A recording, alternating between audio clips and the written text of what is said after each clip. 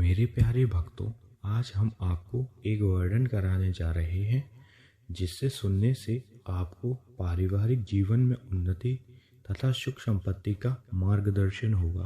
कथा के अनुसार आज का वर्णन ये है कि महादेव बोलते हैं कि तुम चाहे अमीर हो या गरीब, तुम भिखारी हो या सेठ, मुझे तुम्हारे हाल से मुझे कुछ लेना देना नहीं है।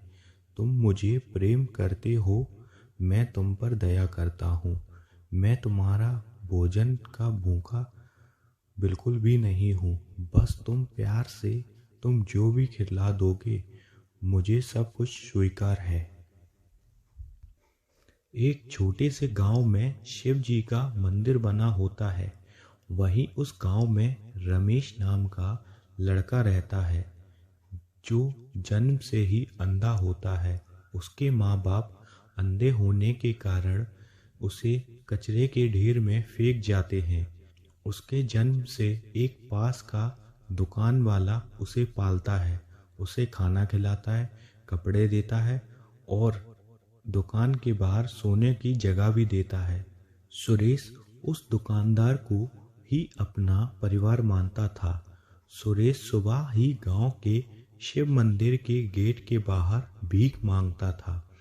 वो रोज सुबह शिव मंदिर के गेट पर आकर बैठ जाता था। ऐसे करके सुरेश की जिंदगी कट रही थी। लेकिन सुरेश की बहुत इच्छा होती थी कि वो रोज शिव मंदिर के अंदर जाकर उन्हें प्रेम करे और उन्हें जल चढ़ाए। लेकिन वहाँ का पुजारी उसे अंदर नहीं जाने देता था। वो पुजारी उन भिखारियों को बोलता था कि एक भी भिखारी यहाँ मंदिर के अंदर ना दिख जाए, क्योंकि वो पुजारी बहुत ही लालची था। वो सोचता था कि अगर ये भिखारी मंदिर के अंदर आने लगे तो ये मंदिर के अंदर ही बैठना शुरू कर देंगे और लोग मंदिर में पैसे चढ़ाने की बजाय इन भिखारियों को देने लग जाएंगे। इसलिए वो सुरेश को अंदर नहीं आने देता है। तो थोड़ा समय बीतता है। एक दिन सुरेश मंदिर से घर आ रहा होता है तो वो एक बुढ़े बाबा से टकरा जाता है। सुरेश बोलता है, आपको चोट तो नहीं लगी? तो बाबा बोलते हैं कि नहीं बेटा, नहीं लगी। वो बाबा भी एक भिखारी होते हैं। तब वो सुरेश से बोलते हैं कि बेटा मुझे कुछ खाना खिला दो। तब सुरेश बोलता है, क्यों नहीं बाबा जी, मुझे आज मंदिर के बाहर से भीख में 10 रुपए मिले हैं। 5 रुपए आप ले लो और कुछ खा लो जाके। वो बाबा बोलते हैं, नहीं बेटा, तुम मुझे कुछ अपने मन से जो जाकर ला दोगे वो मैं खा लूँगा।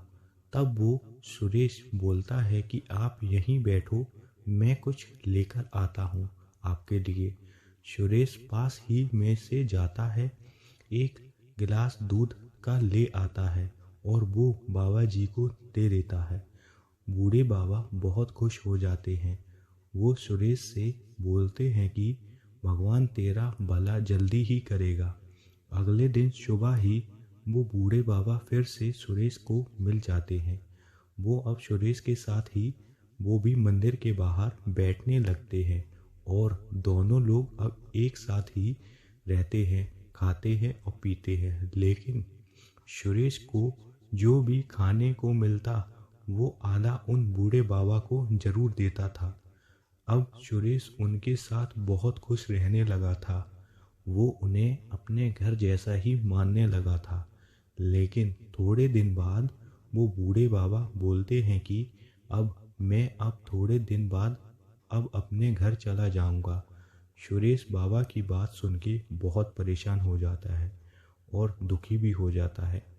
वो बाबा से बोलता है, आप चले जाओगे तो मैं यहाँ अकेले कैसे रहूँगा? मुझे अब यहाँ आपके बिना बिल्कुल भी अच्छा नहीं लगेगा।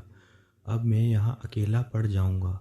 बाबा बोलते हैं कि तुम भी मेरे साथ चलो, मेरे पास ही मेरे गांव में रहना। जब तक तुम्हारा मन करे तुम वहाँ रहना, फिर जब चले आना। वो बोलता है कि ठीक है, कल चलेंगे सुबह। सुरेश वो दुकान वाले से आज्ञा लेता है और बोलता है कि मैं कुछ दिनों के लिए बाबा के साथ उनके घर घूमने जा रहा हूँ। वो दुकान वाला बोलता है, हाँ जाओ, लेकिन जल्दी आ जाना, यहाँ तुम्हारे बिना मुझे भी अच्छा नहीं लगेगा। सुरेश वो दुकान वाले के पैर छूकर वो बाबा के हाथ पकड़कर चल देता है।